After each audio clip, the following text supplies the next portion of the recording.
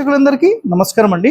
పూజ గది విషయంలో చాలా మంది కూడా ఇబ్బందులు పడుతూ ఉంటారు కదా సార్. అసలు ఈశాన్యంలో బరువులు ఉండొద్దు, అసలు ఈశాన్యంలో పెట్టొచ్చా, అసలు ఈశాన్యంలో పూజ గది కాదు ఒక చీపిరి పుల్ల కూడా ఉండొద్దు, చాలా మంది మాట్లాడతారు.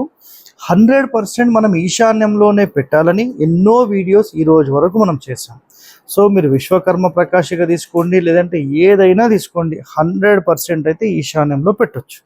ఎవరికైతే కుదరదో వదిలేసేయండి, కుదరని వాళ్ళకైతే సంబంధం లేదు. పెద్ద ఇల్లు ఉంటే మనం 100% చేసుకోవచ్చు.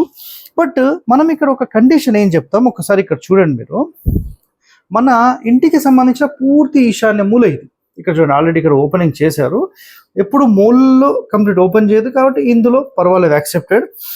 సో మీకు ఒకవేళ ఎవరైనా బెదిరిస్తే, అంటే అసలు మూలల్లో పెడితే అట్లా జరుగుతుంది ఇట్లా జరుగుతుంది, సంతానం ఉండదు, ఇవన్నీ అనుకుంటే ఇక చూడండి కింద ఎలా గ్యాప్ పెట్టేశారు.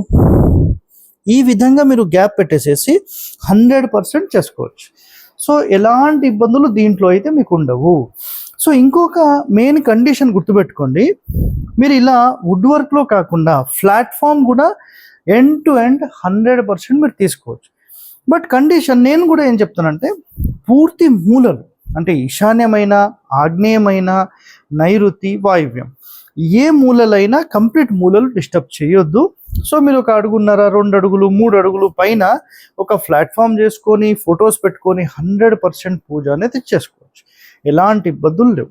సో మీకు ఒక ప్రాక్టికల్గా నాకు ఈరోజు ఒకటి కనిపించింది, అందరికీ ఉపయోగపడుతుందని నేను పెడుతున్నాను.